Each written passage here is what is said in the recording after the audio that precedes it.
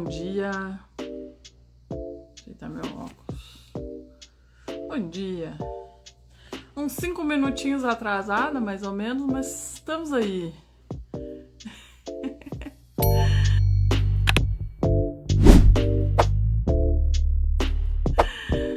Isso é a live conselheira. Adorei a ideia. Bom dia, bom dia. Então é live conselheira, opinião solicitada. De verdade, sabe por quê?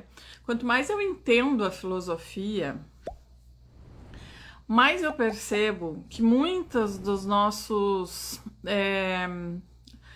das nossas angústias, das nossas autocobranças exageradas, elas se amenizam se a gente parar para refletir um pouquinho, sabe?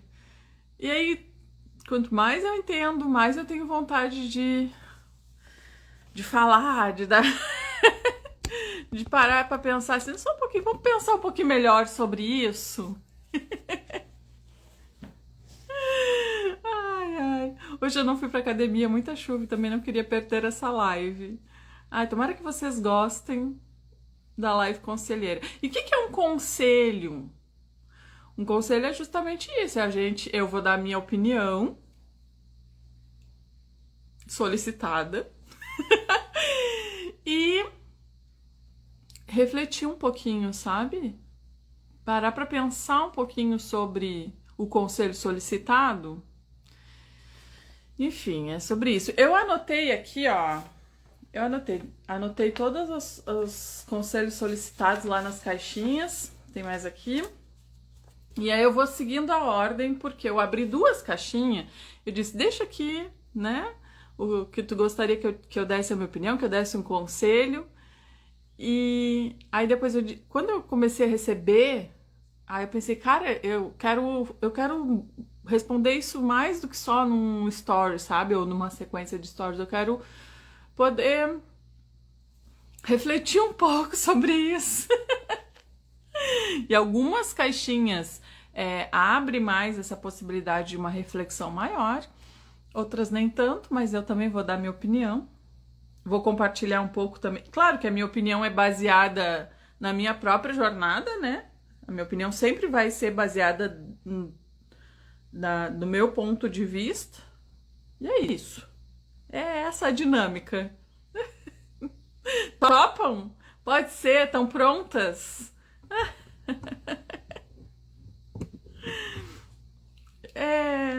Vamos lá. Não vai ser tão diferente também do que sempre foi, mas é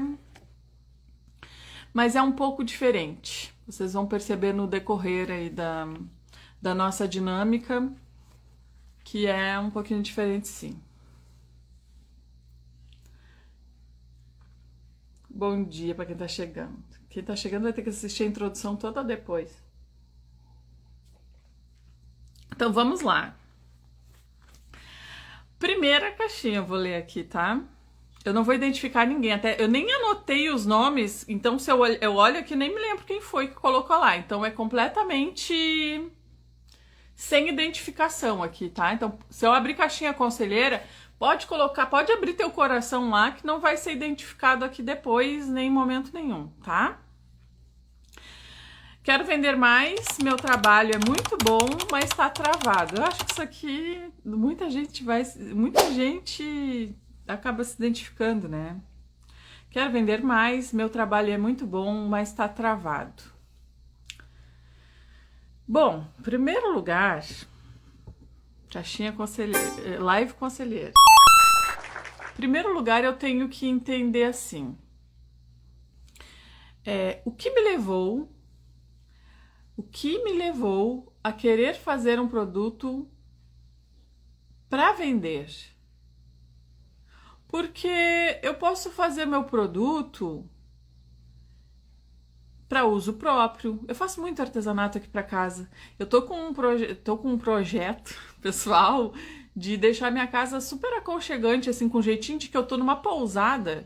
Sabe por que eu falo pousada? Porque eu acho que artesanato super combina com a ideia de uma pousada, né? Esse lugar onde tu vai te sentir bem no ambiente, o ambiente vai te acolher, vai te fazer se sentir confortável. E aqui em casa eu acho que o artesanato tem essa capacidade, né? As cores. Então o que eu acho que tem essa capacidade de transformar? A introdução deu uma volta 180 graus, né?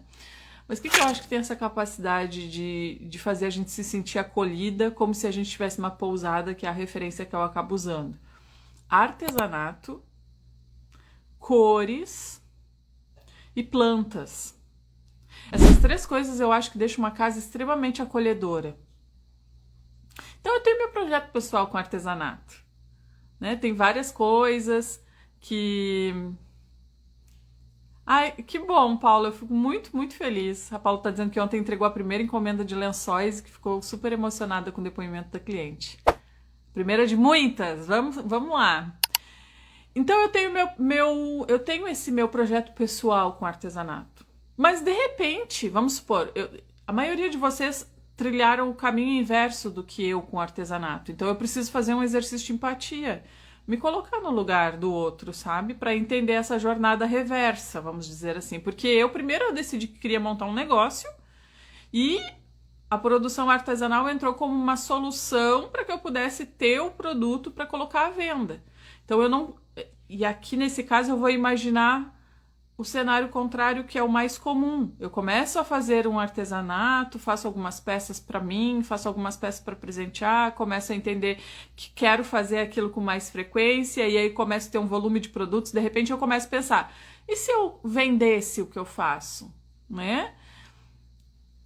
Então é um caminho meio reverso. Então eu tô criando um cenário assim, que começo a fazer as coisas para minha casa, acho tudo muito lindo, maravilhoso, e de repente as pessoas começam a dizer que é bonito e tal, e aí eu decido colocar para vender. Gente, a gente tem que entender que qualquer coisa na vida da gente é uma decisão que a gente mesmo toma. Qualquer coisa não. Nesse assunto aqui que eu tô falando, sim. Então, eu mesmo que tomei essa decisão. Eu acho que seria bom eu fazer isso aqui para vender. Outras pessoas podem gostar desse produto, outras pessoas podem querer ter também esse produto. Então, essa coisa do... eu tô travada, eu sei que meu trabalho é muito bom, mas eu tô travada... Eu preciso particularmente exercer um grande exercício de empatia. Porque eu gosto muito de vender. E eu já iniciei, a primeira coisa que eu pensei quando eu comecei a querer vender um produto artesanal foi que justamente eu queria ter um produto para vender. Mas eu preciso pensar assim, o meu produto realmente ele é bom? Por que eu decidi vender ele? Por que eu decidi vender esse produto? Porque eu acho ele realmente muito bonito? Porque eu acho ele realmente muito bom? Porque algumas pessoas sinalizam que comprariam de tanto que elas gostaram desse produto? Ou não? Ou de onde veio essa decisão de que eu posso vender esse produto que eu faço? Porque primeiro é uma coisa que acontece na nossa mente, né? Primeiro acontece no mundo das ideias. Então, eu preciso avaliar lá da base, o que me fez pensar em vender. Então, se o que me fez pensar em vender é que realmente meu produto é muito bom, eu vou dizer uma coisa para vocês. Se o que me fez entrar em contato, decidir vender, foi que realmente eu acredito que meu produto é muito bom e eu não sei o que fazer para vender... Eu preciso estudar sobre vendas. Eu não sei de onde se tirou essa ideia de que a profissão de vendedor é uma profissão que vai nascer naturalmente as habilidades dentro da gente. Qualquer profissão que a gente queira exercer, a gente vai precisar se capacitar para ela. Qualquer profissão.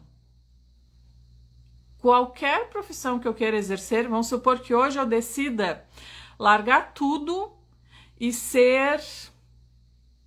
Ai, gente, deixa eu pensar em alguma coisa. Cabeleireira. Abri um salão de beleza. Ah, não. Eu cortei ali 1 ou 2 vezes o cabelo da minha filha, eu pintei 1 ou 2 vezes o cabelo da minha mãe, eu acho que eu vou abrir um salão. É assim, a gente sai comprando as coisas e monta o salão e seja o que Deus quiser. Não é, a gente vai lá, se capacita, a gente faz cursos, a gente aprende as novas habilidades, a gente treina aquelas novas habilidades, até que a gente tenha condições de cobrar por aquilo que a gente faz. Com as vendas é uma profissão, gurias. Vendas é uma profissão. Pode acontecer que uma pessoa que nunca se capacitou para vender faça uma venda? Óbvio que pode. Inclusive, pode ser que uma pessoa que nunca se capacitou para vender seja uma boa vendedora por causa que é uma pessoa assim, extrovertida, que faz amizade fácil, porque essa é uma das habilidades que a gente precisa desenvolver, a gente precisa entender como que a gente se relaciona com outras pessoas para poder vender os nossos produtos. Então, eu acho que nesse caso, eu tô travada para vender, o quanto sobre vendas tu já estudou, o quanto tu entende sobre o processo de vendas. Tem que desmistificar essa questão de que a habilidade em vendas vai nascer sozinha dentro da gente, sem que ela seja assim, desenvolvida intencionalmente. Eu trabalho com vendas há 15 anos, 16 anos já. 10 mais 6, 16 anos que eu trabalho com vendas. E lá no começo eu queria morrer. Gente, foi muito desafiador sair da minha zona de conforto e entender que eu precisava aprender o que eu estava fazendo, porque eu consegui um emprego que na época era assim, o melhor emprego que eu já tive acesso e eu não queria perder. Eu precisei intencionalmente me colocar em situações desconfortáveis para que eu pudesse treinar e treinar e treinar tudo que eu estava estudando sobre vendas até que os resultados começassem a aparecer. Tem a questão também de acreditar no produto que vende. Se não acredita, não convence ninguém. Por isso que eu comecei questionando, né, sobre o produto. Por quê? Por que tu decidiu começar a vender o teu produto?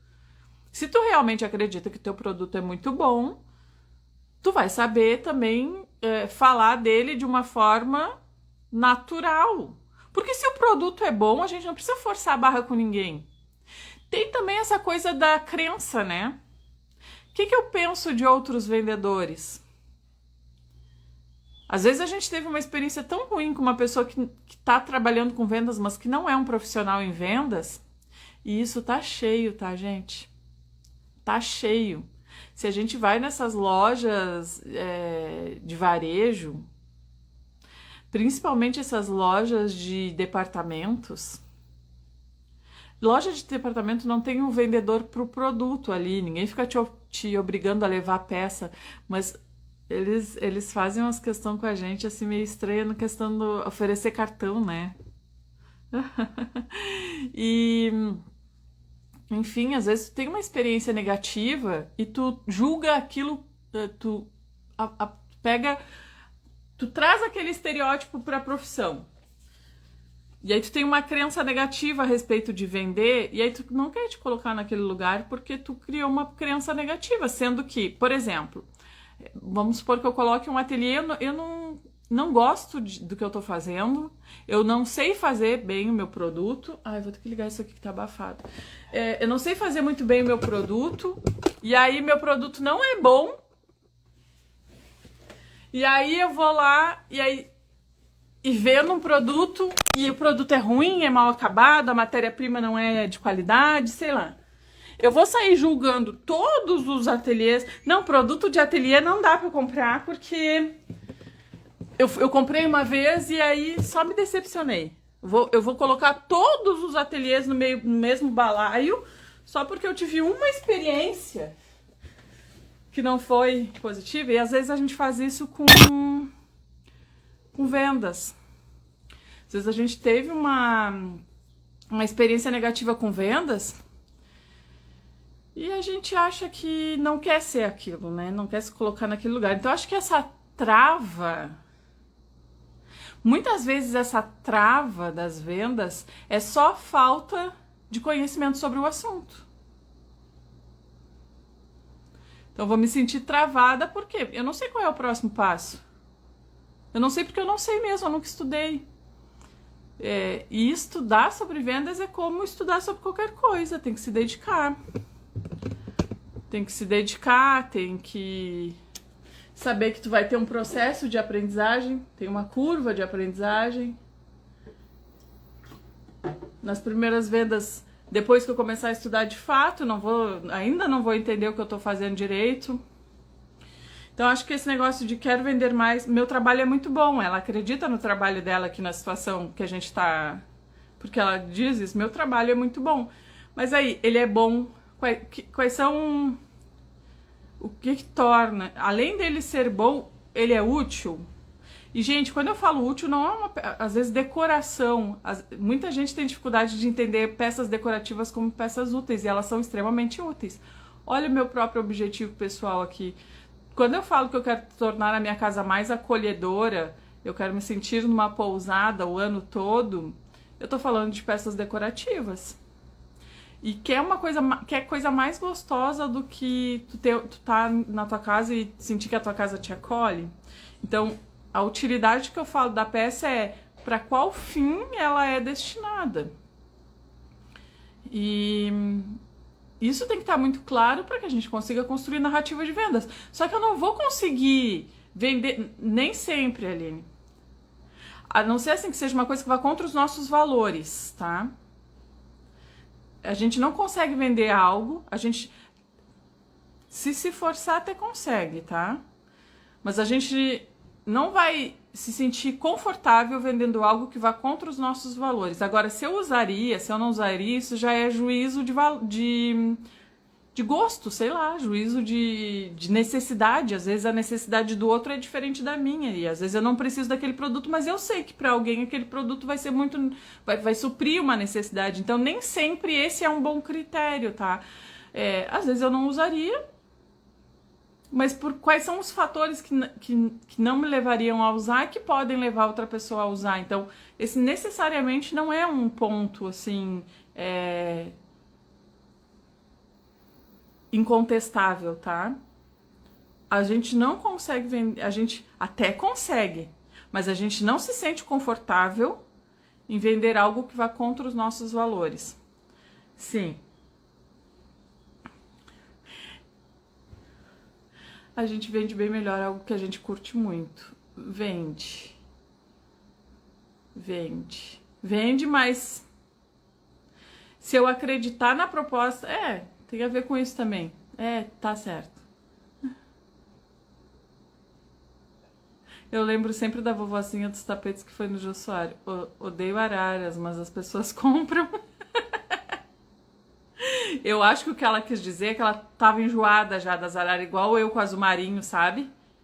Meu Deus do céu, eu trabalhei 6 anos fazendo produtos personalizados, e nesses 6 anos eu peguei ranço de azul marinho. Mas eu fazia, né? Eu não aguentava mais. Meu Deus, é mais uma bolsa azul marinho. Eu pensava, não aguento mais azul marinho. Não queria mais fazer azul marinho.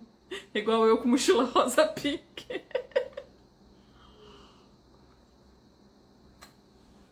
Então, acho que essa trava tem a ver com... Eu preciso só resumindo aqui pra gente ir pra próxima. Preciso entender de fato qual foi o motivo que me fez pensar em vender o meu produto. Segundo, entender se essa trava não vem da falta do conhecimento, que eu acho que sim, tá? E ver se eu não tenho alguma crença negativa em relação a alguma experiência. Aqui é Safari, socorro. Pois é, meu Deus do céu. Aí tem muitas sobre vendas, tá? Eu usaria minhas peças, mas não usaria os temas e as estampas que escolhem. Tem isso. A outra é, não consigo vender, onde estou errando? Ai, pode ser tantos os pontos, eu não sei dizer exatamente onde está errando, né? Mas o que eu acho assim? Acho que a partir do momento que a gente estuda sobre vendas e a gente entende o processo de vendas como um todo, a gente consegue criar uma imagem visual de todo o processo de vendas. Eu não sei se é minha aluna do Profissionalize, tá? Porque se for, tem lá uma aula, todo o percurso, tem várias aulas de vendas, enfim, assiste todas, mas assim, não dá para estudar só ouvindo. Às vezes eu posso colocar uma aula e ficar só ouvindo, mas pode ser, talvez um primeiro contato com aquela aula, talvez um reforço daquela aula. Mas eu preciso estudar fazendo anotações. Eu preciso Bom, essa aula tem 1 hora, então próxima hora eu vou ficar aqui assistindo essa aula. Eu vou assistir a aula, eu vou fazer anotações. Enfim, vou estudar. Mas se não for minha aluna do Profissionalize Seu Ateliê, eu não tenho como te dizer assim onde tu tá errando, porque o processo de vendas tem várias etapas, né? Várias etapas. O que eu te diria, assim, como conselho estuda para que tu entenda todo o processo de vendas. Então, que tu consiga... Estuda até tu ter uma imagem visual do que é o processo de vendas, etapa por etapa, porque conhecendo conceitos e fundamentos e a estrutura do processo, tu consegue avaliar ponto a ponto. Bom, aqui nessa etapa, eu estou julgo que estou fazendo bem esta etapa? Sim, não. Já identifiquei que na primeira etapa já não tô fazendo bem. Só que assim, eu não tenho como te dizer agora, assim, numa caixinha, onde tu tá errando, porque eu teria que fazer uma consultoria contigo. Eu teria que sentar e vamos fazer uma consultoria aqui, eu vou analisar tudo que tu tá fazendo para poder te dizer onde tu tá errando. Mas o conselho que eu te dou, já que tu não consegue ter essa clareza de saber qual etapa do processo tu precisa melhorar, e às vezes tu precisa melhorar um pouquinho em todas. Quantas horas? Não sei te dizer, até porque toda hora tem aula nova. Essa pergunta de horas, sinceramente, eu não sei responder. Em nenhum dos meus cursos eu sei responder. Talvez essa seja uma informação relevante, porque muitas vezes me deparo com essa pergunta, mas não sei, porque às vezes tem uns cursos que são muito prolixos e aí vou dizer, tem um monte de horas lá, e outros cursos que são bem objetivos, eles vão ter menos horas, mas eles vão ser melhor, ou cursos que vão ter mais horas, mas aulas profundas, e aí outro curso que diz ser do mesmo tempo tem menos horas porque é mais superficial. Então é uma coisa que eu não consigo entender a importância disso, mas eu acho que é importante isso, porque as pessoas vivem perguntando. Eu estou no caminho inverso, estou parando das feiras, venda presencial para as vendas da internet, ainda estou meio perdida. Se não for aluna, já entro urgentemente. Sem vender presencialmente, mas sou uma negação no virtual. Tem algum conselho para mim? Comece a estudar as ferramentas. Gente, a resposta para tudo basicamente vai ser isso. Estuda. A primeira coisa que a gente precisa fazer é identificar a nossa dificuldade, tá? Então eu vou seguir aqui porque eu tô recém na segunda. Eu acho que eu vou ter que fazer a live de quinta só pra terminar aqui os negócios também. Então tá. Então meu conselho, não consigo vender, onde é que eu tô errando? Eu não sei te dizer onde tu tá errando. Eu teria que fazer uma consultoria contigo pra entender onde tu tá errando e poder te pontuar exatamente isso. Mas o meu conselho estuda processo de vendas até tu entender essa estrutura para que tu consiga tu mesma avaliar sozinha, etapa por etapa do processo e poder dizer, aqui eu preciso melhorar. Aqui eu tô pecando nisso aqui, eu preciso fazer mais, porque são ações dentro de cada etapa do processo. E aí então esse é o meu conselho, tá? Nunca costurei, consigo aprender, eu achei engraçada essa pergunta.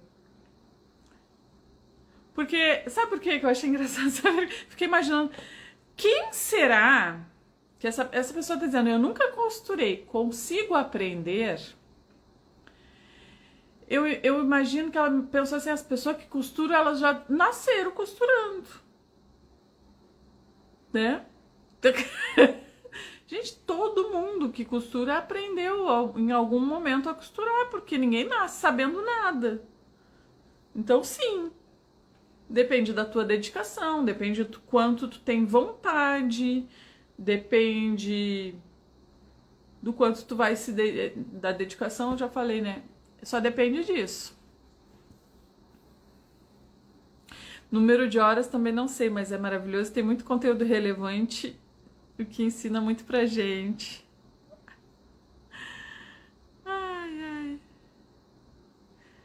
Ele só começa, quando vê não quer parar mais. 1 horinha só pra ti, assim tô fazendo 3 cursos simultaneamente.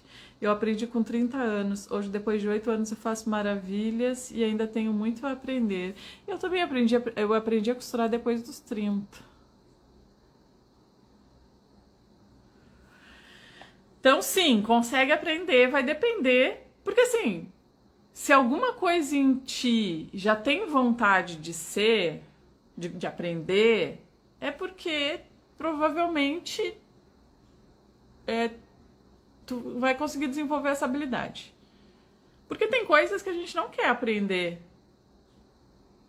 Não quero aprender a pulsionar uma veia, não quero aprender nada sobre enfermagem, por exemplo. Algumas pessoas, meu Deus, já sabem desde a infância que querem ser enfermeiras. Então, se a gente pensa assim, nossa, eu queria, compensação costura, eu queria, sabe? É uma coisa dentro de mim, assim, eu queria aprender isso, e ainda tem muita coisa que eu quero aprender dentro dessas questões manuais, assim. Então, acho que tem uma coisa que vem da gente que a gente precisa prestar atenção, então sim, tá? Preciso organizar a vida financeira e cartões de crédito cheio de juros. Ai, gente, eu acho que eu só vou conseguir responder 4 nessa live. Eu tenho um monte aqui. Porque aqui, minha filha... O curso tem muitas horas. Quem estiver na dúvida pode comprar sem medo. Ótimo conteúdo, tudo muito bem explicado. Muito obrigada, gurias. Carla, eu comprei 3 cursos seus. Depende do curso. Alguns cursos são vitalícios. Os cursos passo a passo são vitalícios. Os cursos, o Profissionalize e o Personal Baby são 12 meses de acesso. Vamos lá. Preciso organizar a vida financeira e cartões de crédito cheios de juros. Tem dias que desanimo. Preciso organizar a vida financeira. Isso, bom, primeiro passo para a mudança é... O Profissionalize é uma faculdade. Primeiro passo para a mudança é a consciência daquilo que a gente precisa mudar. Então, se tu já tem consciência que tu precisa organizar a tua vida financeira, tu já deu o primeiro passo. Já deu o primeiro passo, tá? Agora, o que significa, e aqui eu acho que eu vou me estender, eu vou até soltar minhas folhas. O que significa organizar a vida financeira? Gente, de verdade, agora um papo sério aqui, um papo de adultas. A vida adulta, ela exige algumas coisas da gente em alguns momentos, porque assim, se a gente se bagunçou toda financeiramente, principalmente, primeiro, não foi do dia pra noite, e segundo é porque a gente não soube conduzir muito bem essa situação, para não dizer, né, outra coisa, para pegar leve aqui nos meus conselhos. E eu vou dizer uma coisa para vocês, eu tô num momento da minha vida, apesar de saber bastante sobre finanças, onde eu também tô desorganizada financeiramente, porque eu vim aí de 2 anos de um período bem turbulento, sabe, que impactou bastante na minha vida financeira. Só que a diferença de lidar com essa situação agora e a diferença de lidar com essa situação antes de eu entender sobre finanças é assim, ó, é gritante a diferença. Porque agora eu tenho calma, eu consigo olhar a situação friamente, eu consigo analisar, né, o que eu preciso fazer, o que eu não preciso fazer, quais são os primeiros passos, como é que eu vou organizar tudo isso e tal. E quando a gente não tem essa educação financeira, a gente meio que fica desesperado, né? E a gente precisa entender que se a gente chegou num momento da vida onde as finanças elas estão muito bagunçadas a ponto de nos causar angústia, acredito que tem que organizar a vida inteira e não só a financeira. A emocional deve estar bagunçada também. E mais do que isso, tá? A gente tem que se colocar num lugar de autodisciplina.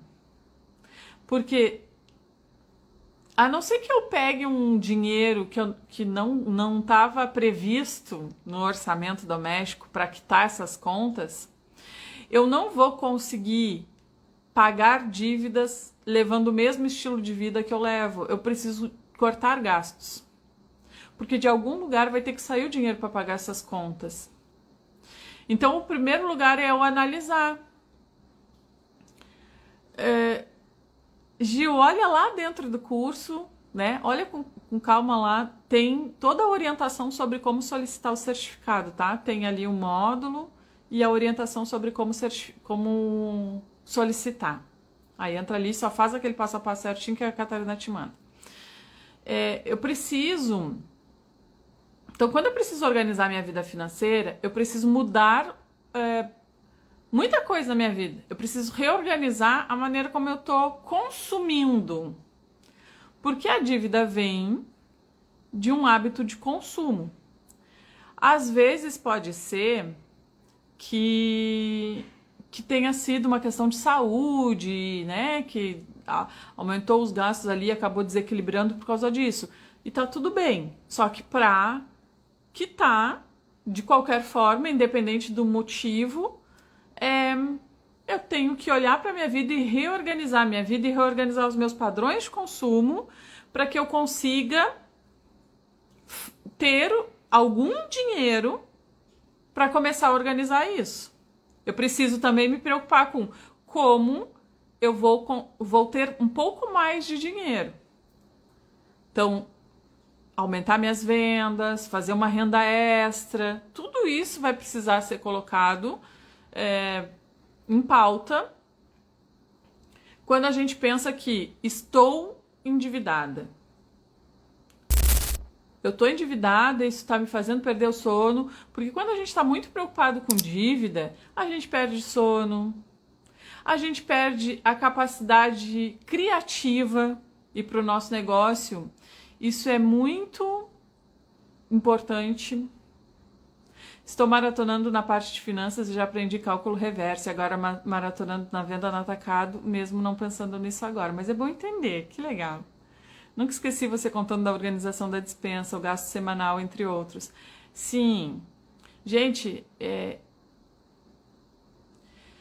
já teve fase na minha vida de colocar na ponta do lápis mesmo. De verdade, não é uma metáfora.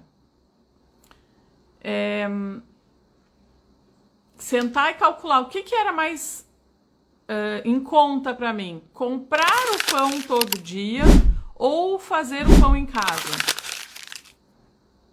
Porque o que eu economizava no pão, eu pagava uma conta de luz, por exemplo. E aí eu estava fazendo pão em casa. Quando a gente está endividado, a gente precisa ter o controle de cada real. Se a gente não controla, se a gente não consegue dizer assim, para onde foi o nosso dinheiro, vai ser muito difícil. Lembro dessa época, muito bom. Vai ser muito difícil a gente conseguir reorganizar a nossa vida financeira. Perco o sono quando tenho muito... Isso é uma outra questão, Gi. Se eu tô com muita encomenda, aí é uma questão de reorganizar a agenda. É só reorganizar os prazos e deixa tudo... Não precisa perder o sono por causa disso. Mas entendo também que até lá, até a gente organizar isso. Mas é só uma questão de organizar teus prazos e organizar tua agenda. Aí não precisa perder o sono por causa disso. Então... Voltando aqui para a nossa pergunta, só deixa eu pegar para ler de novo. Preciso organizar cartões de crédito cheios de juros. Gente, quando a gente está endividado, uma das coisas que a gente precisa fazer é esquecer que tem o cartão de crédito. Esquecer que tem o cartão de crédito. Ah, mas eu preciso comprar um remédio, porque sempre tem, né? Parece assim que todas as dívidas foram feitas porque a pessoa passou muito tempo doente e aí todo se endividou assim até as tampas por causa de remédio. Mas se vai olhar na fatura do cartão, não é bem assim. Ih, rapaz. Deixa o cartão de crédito para uma emergência. Aí, emergência, assim, ó, caso de vida ou morte mesmo, sabe? Nossa, eu tô fazendo um tratamento, tô tomando um remédio que é de uso contínuo, vai acabar meu remédio, eu não tenho dinheiro para comprar, então aí tu tem o recurso do cartão de crédito, para não interromper o teu tratamento. Ah, sofri um acidente, quebrei a perna, tem que... aí uso o cartão de crédito. Mas, no geral, a grande maioria, isso é uma exceção. Isso que eu tô falando é uma exceção. A grande maioria não é por causa de remédio ou de tratamento de saúde que estourou o cartão de crédito. É por causa de hábitos de consumo. É porque é só 20 pila. A parcela é não sei o quê. Parcela. Quando vê a parcela, vira uma bola de neve de juros de cartão de crédito. O que eu faria nesse lugar, tá? Primeiro lugar, eu iria fazer um orçamento doméstico, botar na ponta do lápis quanto que eu tô gastando de água, de luz, de internet, de moradia, de transporte, de alimentação, de todos os gastos que a gente precisa para passar o mês, assim. Aí, gente, tem que dar uma enxugada mesmo. Enquanto a gente precisa organizar a vida financeira, a gente vai ter que enxugar, a gente vai ter que, sei lá, a gente vai ter que viver um pouco mais simples. E eu acho isso maravilhoso, inclusive, porque um dia eu vou falar só sobre a simplicidade voluntária. Eu acho que o que nos consome é os nossos hábitos de consumo que não tem um propósito, sabe? Mas principalmente quando tem a simplicidade voluntária, o nome já diz, né? Ela é voluntária. Então, independente se eu tenho dinheiro ou não para ter um padrão de vida maior, eu escolho ter uma vida mais simples. Só que para quem está endividado, isso não pode ser uma escolha. Esse é o único caminho, gente.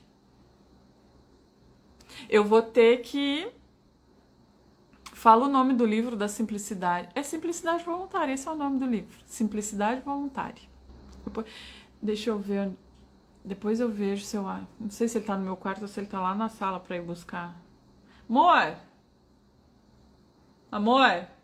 Acho que ele tá com fone de ouvido. Eu vou pedir pra ele pegar pra mim. Porque eu acho que é um bom momento pra falar sobre ele. Um pouquinho. Ah, tu tá aí. Pega o livro pra mim. Olha primeiro se tá aí no quarto. Simplicidade Voluntária. Ele tem uma capinha azulzinha na praia. É uma praia. O pezinho do tripé tá aberto. Deu um susto que ia aparecer. Aí, quando a gente tá endividado, a questão da simplicidade, ela não é mais voluntária. Eu preciso mesmo enxugar. Eu preciso colocar na ponta do lápis o que de fato é necessário, o que eu posso economizar.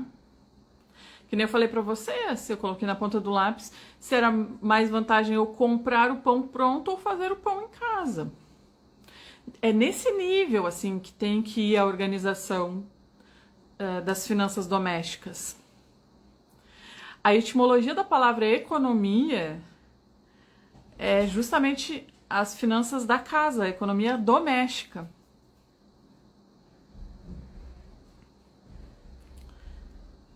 Quando está em dívida, a simplicidade é por livre e espontânea pressão. Vocês sabiam, né, que a etimologia da palavra economia, a origem dela vem das finanças domésticas. Essa do pão é um baita ensinamento. Pois é, eu estive lá nesse lugar. E de verdade, eu economizava o dinheiro que dava para pagar a conta de luz, com o dinheiro que eu economizava fazendo pão em casa. Então, assim, isso é cuidar dos meus gastos para que eu consiga pagar minhas dívidas.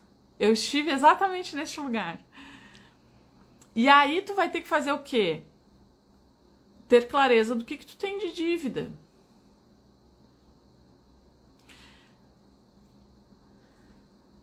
Se quiser, naquele perfil seleto que falei aos poucos, vou compartilhar coisas e momentos simples da nossa vida dentro desse conceito de simplicidade. Muito bom, também tenho vontade de fazer isso.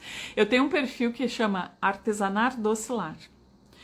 É um perfil que está parado agora. Eu estava compartilhando alguma coisa dos meus artesanatos, mas eu tenho muita vontade também de fazer isso de não só o artesanato, das técnicas artesanais de costura, muito obrigada, meu bem, costura, crochê, sei lá, bordado, essas coisas assim, mas também a artesanalidade na culinária, né?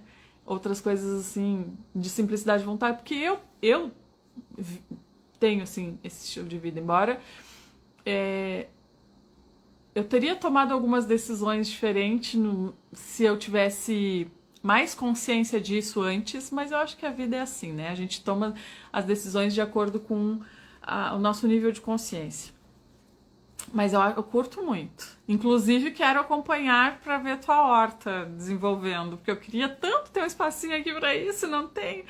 Então vou me satisfazer assistindo a tua. À tarde, eu também estive, você me tirou de lá. Eu não tirei, não, foi tu que se tirou. Talvez eu tenha dado algum... Eu costumo dizer assim, eu coloco uma lanterninha, assim, ó, tá vendo aqui? Tem um caminho por aqui, mas quem vai é tu. Quem se tirou desse lugar foi tu, parabéns.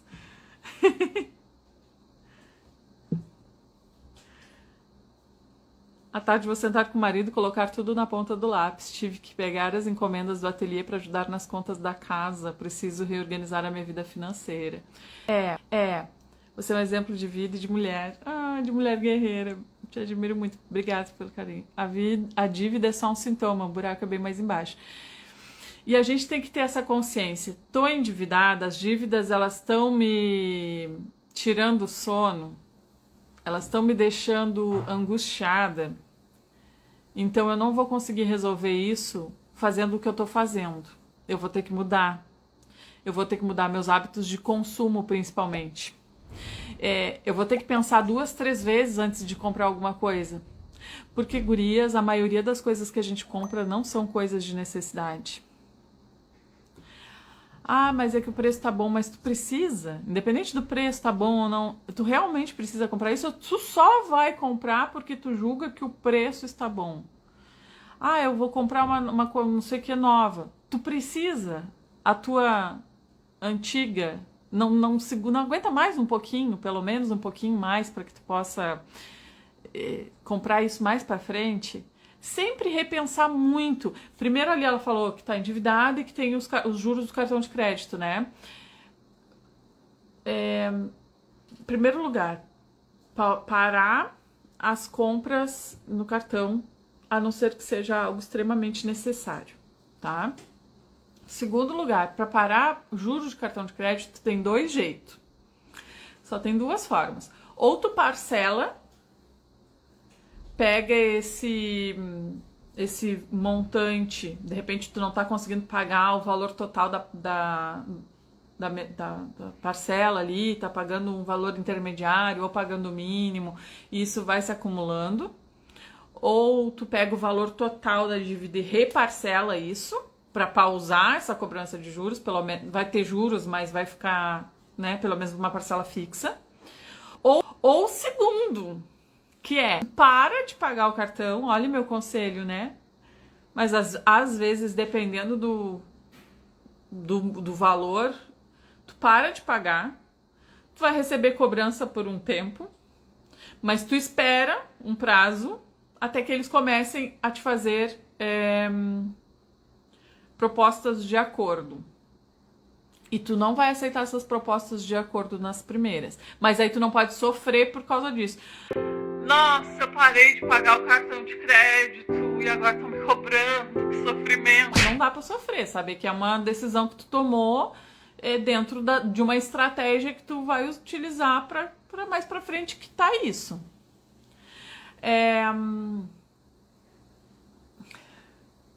Olha, pensar muito bem nos hábitos, na decisão de compra, ajuda a gente não comprar muita coisa que na verdade não era necessária. E aí, nessa questão, dependendo do montante da dívida, tu para de pagar e aí tu vai esperar mais pra frente, vai passar um tempo ali, eles te cobrando e tal. E conforme for passando o tempo, eles vão querer fazer um acordo contigo e muitas vezes a gente consegue pagar aquela dívida sem aquele montante de juros que a gente pagaria se a gente fizesse um parcelamento. Eu já precisei usar dessa estratégia, inclusive neste momento. Eu tenho uma dívida no banco, né? Que foi para terminar minha reforma aqui. Só que quando eu fiquei doente, a minha renda acabou caindo e ficou muito puxado aquela parcela para mim. Eu tentei fazer acordo com o banco, fui no banco diversas vezes, tentei negociar, tentei ver o que dava para fazer, até um momento que eu pensei assim, eu vou ficar eternamente correndo atrás disso e eu não vou conseguir, eu vou ter que deixar isso. A banco cobre. Agora eu estou com advogado, eu tive que colocar um advogado porque já não é mais, né? É dívida, enfim, o valor da dívida foi para ser cobrado judicialmente. Olha aí, eu poderia morrer. E foi uma coisa que me preocupou um pouco, mas foi a melhor decisão que eu tomei. Porque agora eu tô com um advogado, a gente está negociando isso judicialmente. Provavelmente meu advogado, provavelmente não, porque ele já me orientou que sim, né? Mas ele vai conseguir baixar minha dívida quase pela metade, porque judicialmente quando eles têm que calcular os juros, não é que nem eles calculam pra gente na agência. E aí, mais pra frente, quando se chegar a um acordo compatível, eu vou pagar minha dívida, entendeu? Tem hora que assim, bom, eu adoeci, passei quase 2 anos em tratamento, minha renda caiu, eu vou morrer por causa disso? Por isso que eu falei pra vocês, agora não é que a gente, depois que estude finanças, nunca mais vai entrar numa situação assim, é que a gente vai lidar com essa situação de uma forma diferente.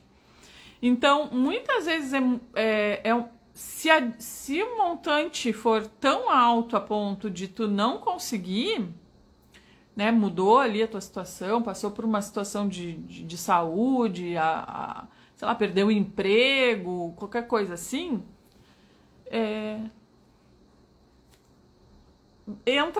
deixa isso rolar até tu conseguir um acordo que seja melhor para ti, tá? Nesse caso, eu achei melhor fazer isso. Paciência, vai fazer o quê? Né? Então, eu acho que é isso que tem que avaliar, sabe? Refazer o orçamento doméstico, tentar entender no dia a dia no que dá para economizar. E outra coisa assim, quando a gente vai colocar na ponta do lápis o orçamento doméstico, uma coisa que a gente gasta muito é com produto de limpeza, que muitas vezes dá pra gente fazer a limpeza com álcool, bicarbonato, vinagre. Inclusive, eu fiz um curso que é de uma certificadora de ambientes saudáveis. São médicos, né? E eu até esqueci o nome do negócio lá que eu fiz o curso. Eu fiz 2 cursos. Eu fiz um para casa toda e eu fiz um específico para quarto de bebê. Primeiro eu fiz o do quarto de bebê, depois eu fiz o da casa toda. E a certificadora de ambientes saudáveis diz para não usar tanto produto de limpeza, por exemplo. Diz para usar essencialmente bicarbonato, álcool e vinagre para fazer as limpezas. Que o ambiente fica mais saudável dessa forma, que não fica excesso de produto de limpeza, sabe? Que não fica acúmulo dos produtos de limpeza. E a gente economiza pra caramba, sabe? Fazendo isso, porque o produto de limpeza é uma coisa que gasta muito dinheiro, assim, é caro, a gente tem que, sabe? Então, vai no detalhe, começa a anotar o que tu gasta, com o que tu gasta, pra tu conseguir começar a enxergar onde tu consegue enxugar Água, vinagre e detergente de louça faz milagres. Eu uso essa mistura, só uso detergente e vinagre, olha aí. Então, entende que se a gente colocar atenção, ó, bicarbonato e vinagre é excelente para limpar a gordura dos azulejos da cozinha, não fico sem. Pois é.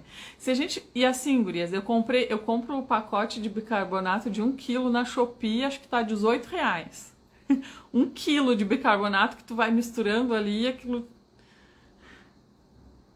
Carla, né? Mostrando a luz no fim do túnel com as dívidas do banco.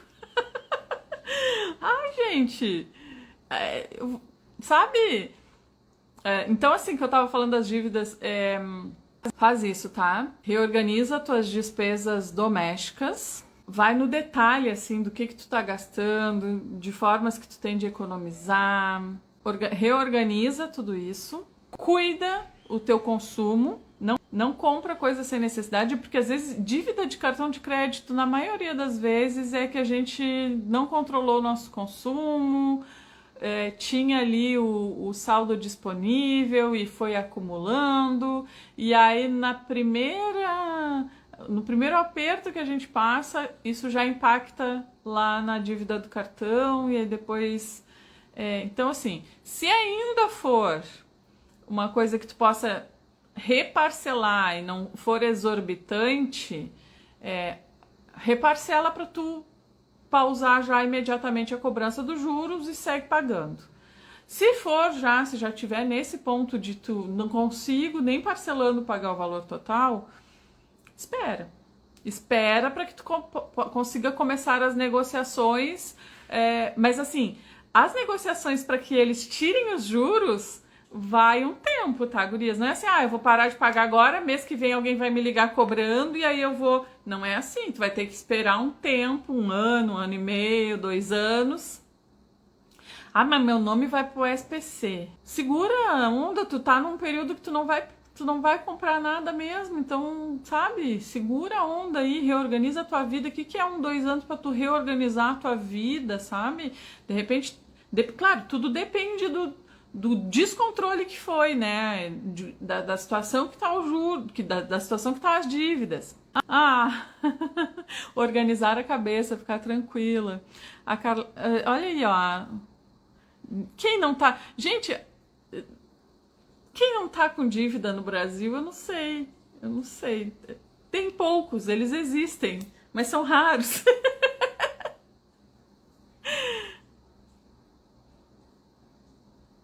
Aqui na minha cidade, Triângulo Mineiro, eu compro 1 kg por 12. Olha que maravilha. E eu achando o máximo comprar na Shopee 1 kg por 18. Mas pra mim já é perto daqui onde eu moro. Aqui onde eu moro acaba que é mais econômico.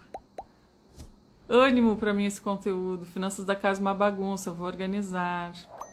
Estou sofrendo com dívidas, olha aí. As ideias e reflexões são como um alimento para todas nós. Uma colega não pagou a fatura do cartão e o banco parcelou automaticamente 24 vezes. Uma dívida de 3.500 foi para 15 mil. Gente, não tem condições. Isso é exorbitante. Sem condições. Aí, nesse caso, o que eu faria? Cara, eu não vou pagar 15 mil numa dívida que era 3 mil. Eu vou deixar de pagar, vou esperar um tempo. E aí eles vão querer negociar. E aí depois, quando eles vão querer negociar, esperando um tempo aí, que não vai ser 1, 2 meses, nem 6 meses, eles vão começar a tirar, mas eu te dou desconto nos juros. Mas não sei o quê. Aí quando vê, tu tá pagando 3 mil pra quitar a tua dívida, entendeu? Então, assim, o nome fica protegido de nós mesmos. Em algumas situações é até bom que o nome esteja.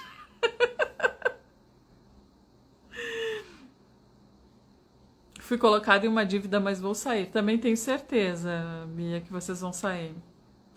Os grandes empresários têm dívida e não estão preocupados. Tá tudo nova no pulso. Essa aqui, será? Essa aqui é uma das mais antigas. Essa aqui eu acho que eu fiz com 18 anos. Ah, deve ser, né? Se impulso não tem, deve ser essa aqui. Essa aqui é antiguinha. Já fiz isso com cartão e banco e alguns anos depois consegui acertar tudo e limpei meu nome. Sabe que compro em Empório. É certo esse parcelamento automático? Acho que não. Mas também não é certa essa taxa de juros. Nada tá certo. Eu estou passando por isso. Depois de 2 anos com o nome no SPC, estou conseguindo acordo sem os juros. Esse clubinho é vida. Olha aí. Cara, eu te admiro muito. Você poderia nem dar esse seu exemplo de dívida e fingir que tá tudo bem. Pra quê, né? A minha dívida era 2.990 e está em 22 mil. Isso é só esperar, gurias. Eu tava com tanta vergonha da minha vida financeira, sofro demais. Juros de empréstimo bancário é mais baixo do que o do cartão, né? É. O juros do empréstimo bancário é mais baixo do que o do cartão. Mas mesmo assim, ainda é abusivo. Uma vez tive esse problema, o banco diz que quando não paga a fatura total em 2 meses, automaticamente é parcelado. Olha aí, mas não deve ser uma prática muito dentro dos conformes, não. Me disseram que o Bacen aprova. Bom, então o negócio é esperar e quando eu vou negociar com o banco, falo pro meu gerente que quero os juros que eles só fazem para os ricos. Ai, gente, olha. Enfim, não é legal. Eu não tô aqui incentivando dívida, óbvio que não. Incentivando. Mas tem situações na vida que, cara, para tu conseguir se reorganizar, tu vai ter que parar teus pés, ter clareza sobre o teu momento de vida, entender o que tu consegue naquele momento. Às vezes tu precisa se pagar outras coisas antes, se livrar de outras pendências menores, para tu conseguir depois assumir uma outra pendência maior e aí sim fazer aquilo. Lá em 2017, quando eu estava reparcelando as minhas dívidas, eu coloquei todas elas na ponta do lápis. O que eu fiz, tá? Lá em 2017 eu tava com um monte de dívida assim picadinho quando eu me separei, que ficou um monte de coisa no meu nome. Aí eu fui no escritório do SPC, que acho que toda cidade tem um escritório do SPC, do Serasa. Tirei a lista do que tinha de pendência no meu nome. Entrei em contato com cada uma das empresas para saber quanto era a dívida. E aí quando a gente entra em contato com as empresas, a gente tem que perguntar o quê? Qual é o valor da dívida original e qual é o valor da dívida hoje, tá?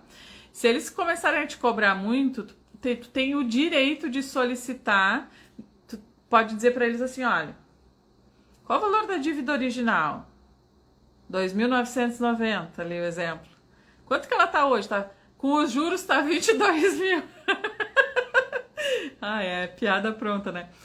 Com os juros tá 22 mil. Sabe o que tu diz? Então faz o seguinte, eu vou querer que tu me mande no meu e-mail o histórico da progressão da dívida.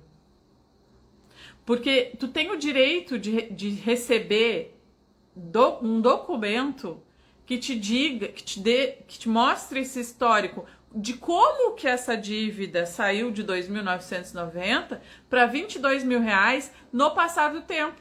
Qual foi a taxa de juros, qual período, quanto que ela aumentou em cada período, o que foi cobrado. E muitas vezes a assessoria de cobrança ela não tem isso. Eu já trabalhei em assessoria de cobrança. Aí... Olha, Fê, acabei de fazer uma entrega e peguei mais encomendas. Maravilhoso. E aí, tu vai ganhando tempo ali, né? Tu vai ter esse documento, se precisar entrar... Uma vez, gurias... isso aí faz tanto tempo. Eu comprei uma moto. E aí... Foi lá na crise de 2008 que eu perdi meu emprego. E aí eu tava com pagando as parcelas da moto. E eu sei que depois de um tempo eu entrei com a revisão de juros do financiamento. Aí todo mundo me dizia assim, tu vai entrar com revisão de juros, nunca mais tu vai financiar nada, que não sei o que, tu vai fazer, tu é tão nova, que não sei o que. Eu disse, cara, não tem o que fazer. ou eu perco a moto, ou eu vou ter que tentar achar um jeito de... E entrei com a revisão de juros. E eu nem entendi a metade do que eu... Nem um terço, nem um décimo do que eu entendo agora. Entrei com a revisão de juros da moto. Aí eu sei que eu paguei o que faltava da moto, assim, um terço, sabe? Do que faltava foi a oferta que eles me fizeram para eu quitar a moto.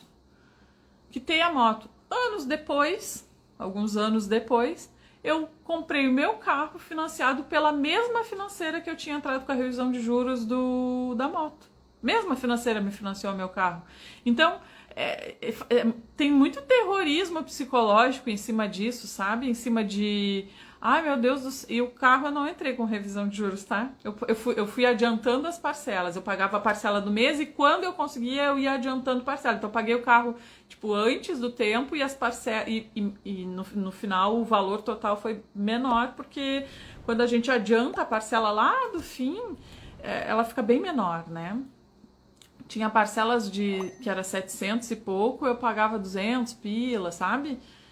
Porque adiantava lá do final. Então, assim, a gente precisa entender que não é o fim do mundo essa situação.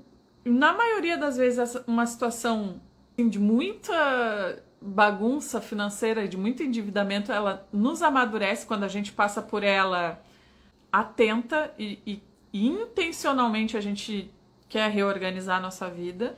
Isso normalmente nos amadurece, né? Porque a gente não é educado para ter uma vida financeira organizada. No geral, a educação aqui do nosso país, ela não se preocupa com isso. A gente não tem aula de educação financeira nas escolas. E em lugar nenhum, a gente não tem aula disso em lugar nenhum.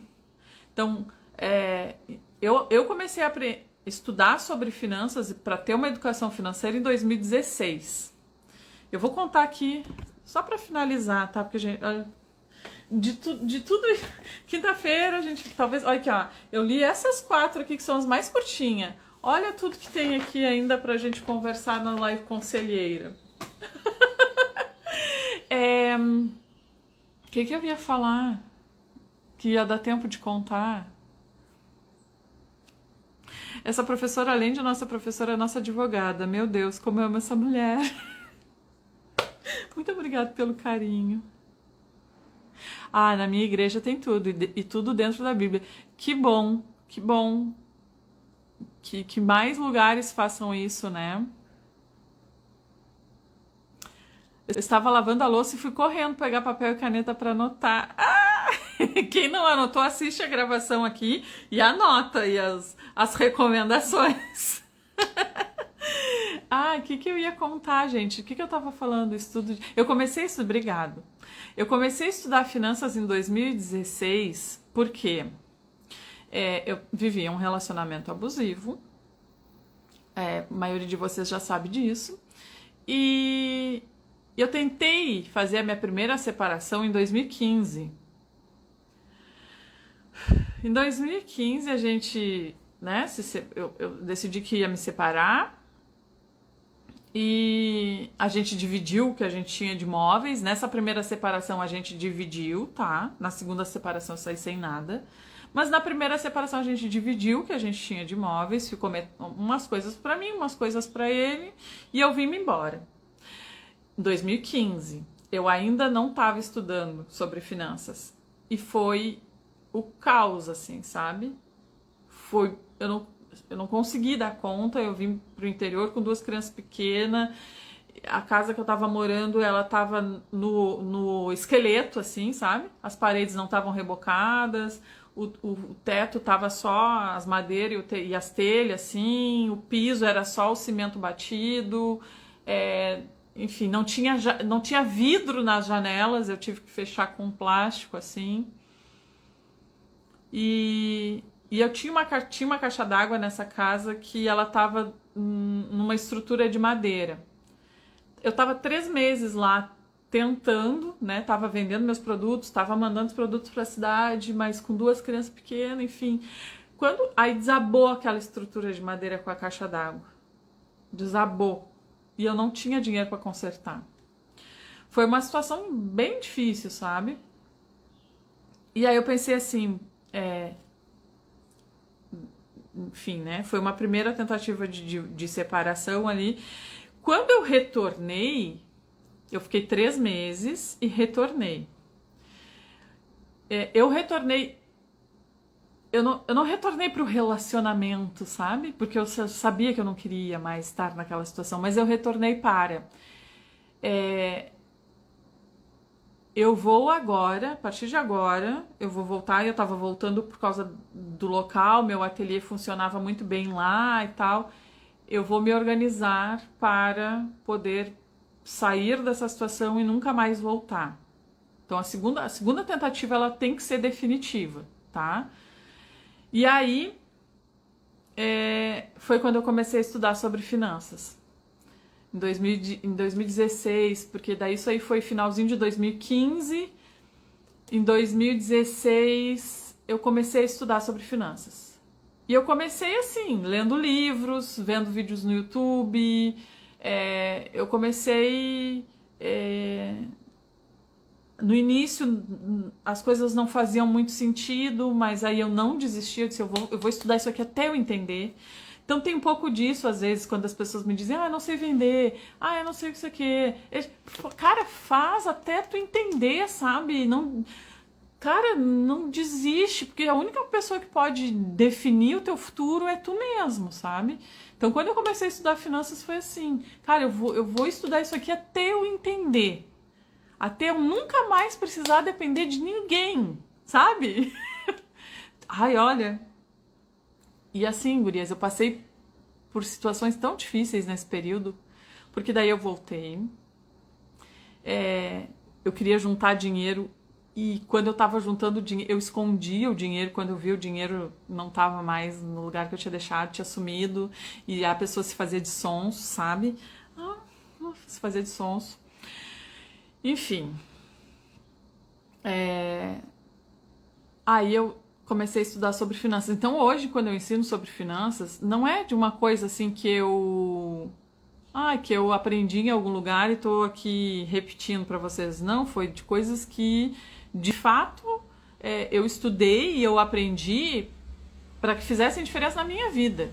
Então, precisei estudar sobre finanças, entender, reorganizar minha vida financeira, entender sobre economia doméstica, principalmente, porque a gente, sabe, o dinheiro escoa muito quando a gente não entende como fazer a administração disso.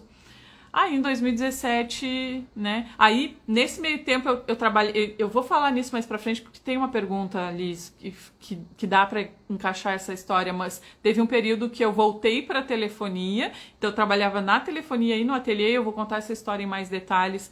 E eu fiz isso por 8 meses pra poder ter mais dinheiro, porque eu sabia que nessa segunda separação eu ia sair sem nada, porque eu já tinha deixado isso muito claro, sabe? Então.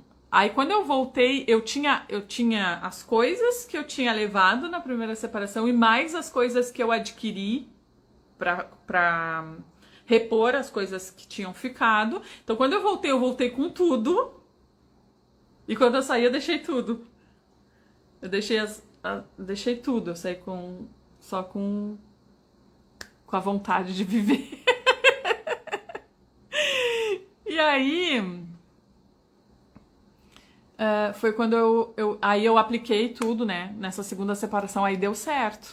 Aí eu já estava estudando sobre finanças há 1 ano, já sabia como organizar minha vida ali financeiramente. Eu acho que assim, entender as finanças, conseguir organizar a nossa vida financeira é um nível de amadurecimento de vida, assim, que a gente não volta mais atrás, sabe? Acontece da gente se desorganizar de novo? Acontece. Aconteceu comigo. Mas... saiu só com sangue nos olhos de vontade de liberdade e vencer. Exatamente. Tu precisa escrever um livro. Ai, meu Deus do céu. E aí fiz né? Aí foi quando eu me separei que eu fui reorganizar para pagar as dívidas, porque daí tinha muita coisa no meu nome. Aí acabou ficando, paguei, depois, já separada, já nesse novo momento 2017, que eu sempre falo que 2017 é um marco de antes e depois, né? Que eu fui construir capital de giro e tal, porque até aquele momento eu estava preocupada em só sair, em só ter condições de poder alugar uma casa, e a casa que eu aluguei era no interior, tinha que mandar instalar equipamento de internet, não era só solicitar a instalação, tinha que comprar antena, comprar não sei o que, tipo, foi uns R$ 700 na época só para instalar a internet. Então eu tive que mandar dinheiro para minha mãe poder alugar uma casa para eu chegar e já ter onde colocar, né, onde me colocar. E assim, eu tinha comprado umas coisas de usadas, sabe, de Facebook, essas coisas. E aí, que fui, né, construir meu capital de giro, para não trabalhar sempre assim na correria de ter que marcar todas as entregas no dia 9 para pagar aluguel no dia 10. Enfim, aí, acho que foi em 2000 na virada de 2019 para 2020, eu fiz uma live. E nessa live, era uma live de virada e tal, e eu contei, olha, agora para esse ano eu vou querer começar a me estruturar para comprar minha casa. E foi quando eu compartilhei, né, que eu tava fazendo conta para ver o que ia ser mais econômico para mim, comprar o pão ou fazer o pão em casa, né, fazer os meus produtos de limpeza com receitinhas caseiras, assim, essas coisas. Pessoas, quero dizer que a maioria dos traumas, deixa eu ver se tem alguma coisa antes, são paternos. Na verdade, quando a gente vai pra terapia, a gente mexe muito assim nessas coisas de como foi o relacionamento com o pai, como foi o relacionamento com a mãe, para tentar entender qual foi a nossa programação, né, de infância. Então, muita coisa assim vem realmente, mas eu não sei se o peso é tão grande quanto algumas pessoas fazem parecer, tá? Mas aí é só a minha opinião também. Eu assisti, diz a Anaís, olha, viu só? Eu lá me abanando assim, porque tava toda no calor. Eu cheguei a ouvir artesanato e terapia ocupacional, né? Em relação a isso, a gente tem que avaliar muito bem a postura da gente, tá? Se a gente tá realmente tendo postura de que tá fazendo gestão de um negócio. Estou a ler um livro que se chama Essa Dor Não É Tua, muito bom, sobre traumas. Eu também estava por lá, que legal! Pode ser sistêmica, eu já não entendo muito, gurias, eu não entendo. Não. Mas assiste a gravação, Vera. Eu vou mostrar o livro aqui, tá? Ó. Simplicidade voluntária. Eu recomendo. Olha aqui, Fê. O que tem aqui? Um marca-texto da Fê, ó. Sou apaixonada nos meus marca-textos. Eu também lembro. Ai, gente, que legal! Eu também achava isso, cara. Ai, gurias, mas eu não sei assim, eu acho que a gente tem que se apegar com aquilo que faz mais sentido pra gente, sabe? Eu fiz terapia, acho que, sei lá, quase 2 anos. Trabalhei muita coisa na terapia, trabalhei muita coisa mesmo, assim, mas eu já tenho uma característica anterior à terapia de não me apegar ao que me aconteceu, sabe? Eu sempre disse assim, eu não sou o que me aconteceu, então eu já tinha isso na minha mente muito, muito, muito claro, assim, então eu acho que vai muito também da nossa forma de se relacionar com os acontecimentos. Então, cada uma de nós vai ter um processo terapêutico diferente uma pessoa da outra. Então, assim, quando eu falo que o que deu certo para mim foi o processo, de repente, para uma outra pessoa que tem um contexto ou uma forma de lidar com a vida diferente da minha, o processo dela vai ser diferente também. Então, eu acho que o que a gente tem que fazer se a gente tem eu vou dizer uma coisa pra vocês, eu nunca tive depressão, burnout, qualquer coisa assim, traumas, travas, até eu chegar no burnout. Eu nunca tive travas de qualquer... E olha que eu passei coisa nessa vida, meu povo. Realmente daria um livro. Passei bastante coisa assim, mas é uma característica minha me afastar, sabe? Eu me afasto do acontecimento. Eu não crio vínculo emocional. E eu sempre fui assim, desde muito pequena. Eu vivi coisas que eu não carreguei para minha adolescência, para minha vida adulta, porque eu tenho essa característica de me afastar emocionalmente. E essa é uma característica que, independente de qualquer coisa, é uma característica que é boa, sabe? Eu dissociei. Aí alguma pessoa pode pensar assim, dissociar não é legal. Pra mim foi. Quando eu dissociei ali da minha situação em 2017, cara, glória a Deus por isso. Porque a minha psicóloga disse, cara, tu dissociou pra conseguir enfrentar aquela situação e resolver o que tu precisava resolver. Então, eu não fiquei apegada emocionalmente ao que tinha me acontecido. Eu me afastei emocionalmente, eu dissociei da situação. Para alguns contextos isso pode ser ruim, mas para mim foi bom. Então, a gente tem que sempre pensar assim, cara, eu tenho um funcionamento, e agora estudando filosofia, mais ainda, né? Eu penso assim, a gente tem um funcionamento que a gente precisa observar como que isso foi construído. Porque a gente recebe uma programação, sabe? E essa programação vem da nossa infância, e cada um de nós teve um contexto diferente de infância. Essa programação tem a ver também com as nossas experiências vividas durante a vida, que para cada uma de nós vai ser uma situação diferente. Vínculos de amizades, vínculos sociais, contextos sociais. Então, cada ser humano é um indivíduo único, né? Por mais que, me criei com uma pessoa na infância, vai ter um monte de coisa na história de vida dessa outra pessoa que vocês eram grudadas, que apesar de vocês terem passado a infância inteira grudadas, vocês vão ter programações diferentes. Então, imagina isso quando se vai para pessoas que, tipo, cada uma tá num lugar, sabe? Então, a gente... O que a filosofia tem me ensinado agora? A entender que muita coisa do que eu julgava que sou eu, na verdade é um contexto, né?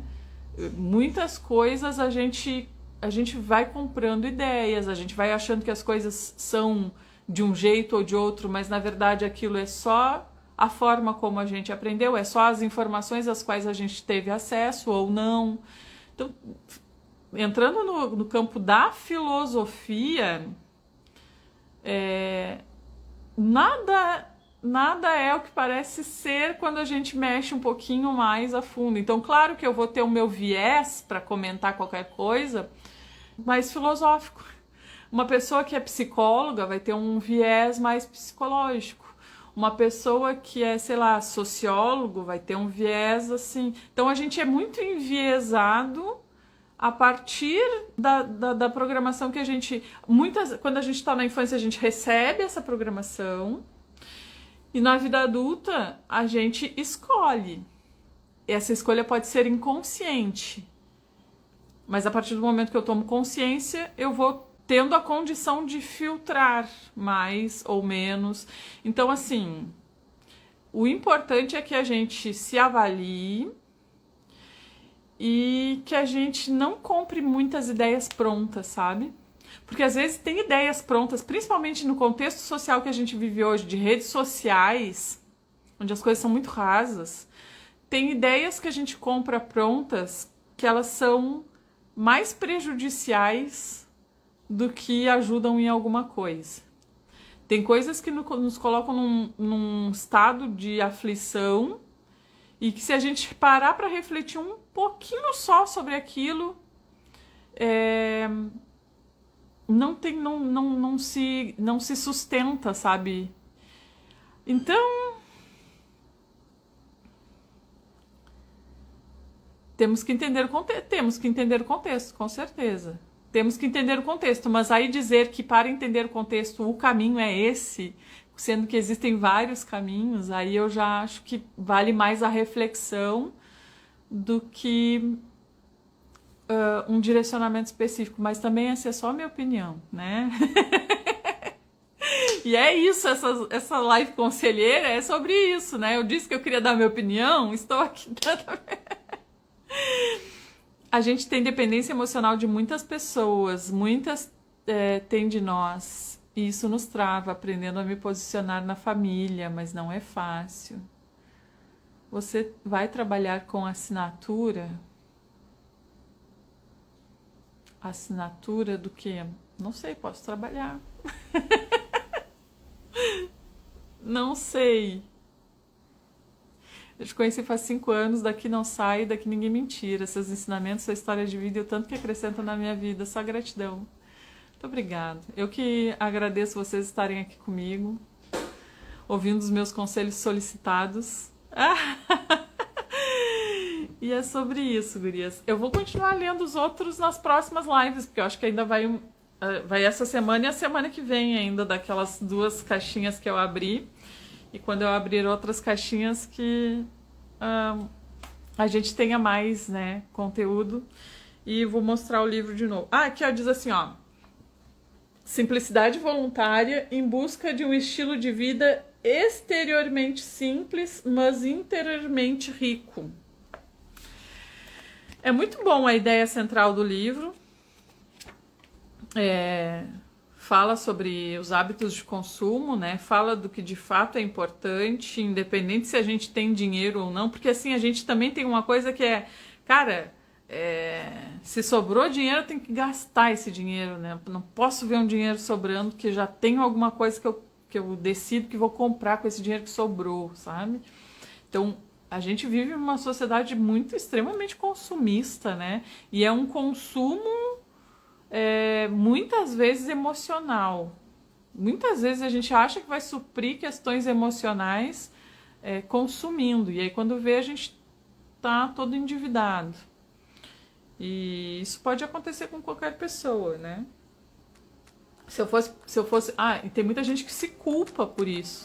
E eu poderia estar nesse lugar também, dizendo assim, pra que eu fui pegar empréstimo para terminar a reforma? Porque assim, eu comprei a casa à vista, paguei uma parte da reforma à vista, e aí, para terminar logo, assim, para não se estender por mais tempo a reforma, para terminar, 9h30, eu fui lá e peguei um dinheiro no banco para poder terminar a reforma.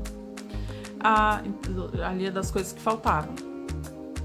E eu poderia ter dito assim, mas pra que eu fui fazer isso? Porque não tinha necessidade, porque eu podia me mudar do jeito que tava, eu já morei em casa que nem reboco tinha, que nem vidro na janela tinha, por que necessidade que tinha disso? Olha o que eu fui fazer comigo mesmo, o que eu fui fazer com a minha vida. Cara, foi o que foi, entendeu? Eu não achei que eu ia adoecer, assim, tipo, ter um burnout, que a minha renda ia cair horrores e que aquilo ali ia... E não, sabe...